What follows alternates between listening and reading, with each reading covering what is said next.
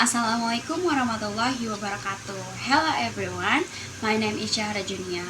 I am from class R5H and lesson PM 452. Today I will presentation about passive and causative in fundamental structure.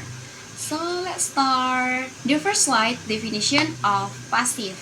So passive is a sentences that emphasize the action or the result of the action, not who perform the action. Nah, jadi intinya passive voice itu fokusnya bukan pada si pelaku, si subjeknya ini, tapi pada si actionnya atau hasil dari aksi. Dengan kata lain, penting apa yang dilakukan, bukan siapa yang melakukannya, gitu. Oke, passive sentences are used when the agent is unknown. Jadi dalam situasi seperti ini tuh kalimat pasif membantu kita untuk menyampaikan informasi tanpa harus menyebutkan si pelaku yang tidak diketahui ini. The second, the agent is not important to mention. The person or thing doing the action is not relevant to the message. Jadi kadang-kadang tuh siapa pelakunya tuh nggak berpengaruh terhadap makna dari kalimat utamanya ini. Jadi kita tuh cukup menekankan pada tindakan atau hasilnya saja. The third, the focus is on the result or object of the action. Jadi dalam konteks ini kalimat pasif digunakan supaya si pendengar atau pembacanya ini tuh lebih memperhatikan apa yang terjadi atau apa yang dihasilkan, bukan siapa yang melakukannya. Next slide, rumus pasif biasanya to be plus past participle or verb 3 plus by an agent. Nah, seperti yang tertera di sini, to be-nya itu harus disesuaikan sama tensisnya. Misalnya, tensisnya itu simple present, berarti rumus pasifnya dia pakai am, is, are, terus simple past, was, or were. Present continuous, am, is, are, plus being. Past continuous, was or were plus being. Present perfect, has or have plus been. Terus kalau future-nya itu dia pakai will plus be. Semuanya pakai verb 3. Nggak bisa tuh dia diubah pakai verb 1. Jadi dia harus pakai verb 3. Next slide, the example of passive. The project was completed on time. Nah, di sini tuh fokusnya pada hasil atau tindakan atau objek tindakan. Nah, bukan pada siapa yang menyelesaikannya. Jadi dia di sini pakai simple past, ya kan? Terus seperti yang sudah dibahas di awal, kapan kita menggunakan pasif ya? Ini adalah salah satu contohnya.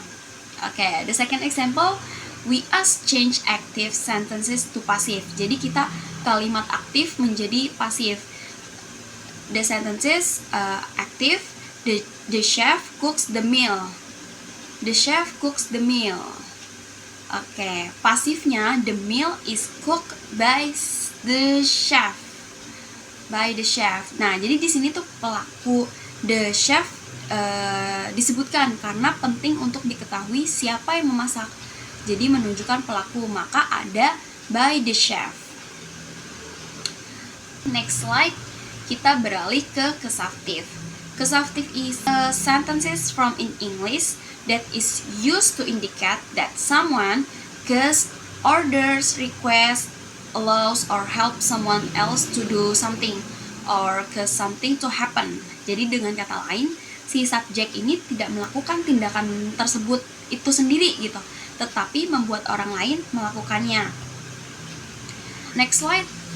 Verb commonly used in causative sentences include the first have, to ask, the second get to convince or tricks, the third make, to force, let, to allow or permit, and help, to aid someone in doing something. Okay, next slide. We will discuss about make. Make is someone do something is more like force someone to do something. Make ini bersifat memaksa seseorang untuk melakukan sesuatu. Dengan pola yang digunakan yaitu make plus object plus base verb atau verb 1. Nah, di example, the teacher made the students stand up. Nah, jadi si guru ini tuh menyuruh siswanya untuk berdiri, untuk stand up. Okay. Next, have and get. Have is someone do something, indicate that a person use his or her authority to obtain the result. Jadi have di sini itu meminta seseorang untuk melakukan sesuatu tanpa adanya paksaan. Nah, biasanya have digunakan pada saat kegiatan formal dengan jadi di sini dia ada dua rumus. Yang pertama aktifnya dia pakai verb 1, terus pasifnya dia pakai verb 3. For the example, I had my assistant book the flight. Jadi artinya kan saya menyuruh atau meminta asisten saya untuk memesan penerbangan. Had di sini adalah bentuk lampau dari si have, menunjukkan cause someone to do something, menyebabkan orang lain melakukan sesuatu. Another example, we're having our house paint this weekend. Kami menyuruh seseorang untuk mengecat rumah kami akhir pekan ini. Nah, bentuk causative pasif karena fokusnya tuh bukan siapa yang melakukan tindakan, tapi apa yang dilakukan terhadap si objek ini, si our house-nya. Get is someone to do something, indicate that the person persuaded someone else to do something. Jadi pola yang digunakan yaitu ada dua, yang aktifnya itu pakai verb 1, pasifnya pakai verb 3. Bedanya di depannya aja pakai ganti get. For the example, how can we get all the employees to arrive on time? Nah, jadi get di sini tuh berarti membujuk, meyakinkan atau membuat mereka mau melakukan sesuatu gitu. Jadi bukan dengan paksaan langsung, tapi dengan usaha atau strategi yang dilakukan. For the example, I got my friends to help me. Next, let. Let di sini berarti mengizinkan. Someone do something means to give someone permission and is similar to allow. Nah, dengan bentuk polanya yaitu let plus object plus verb 1. Dia cuma satu doang. Nah, for the example, I don't let my kids watch violent movies. Nah, let di sini kan berarti allow ya, mengizinkan.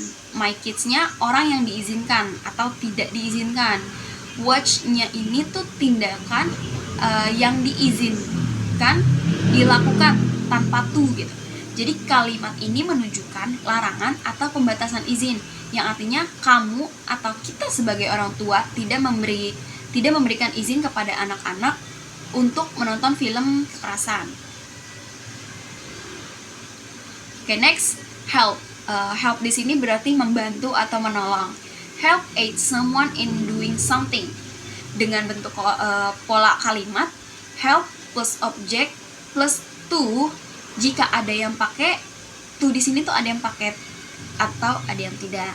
Plus base verb atau verb 1. Di example, I help my mother to cook dinner.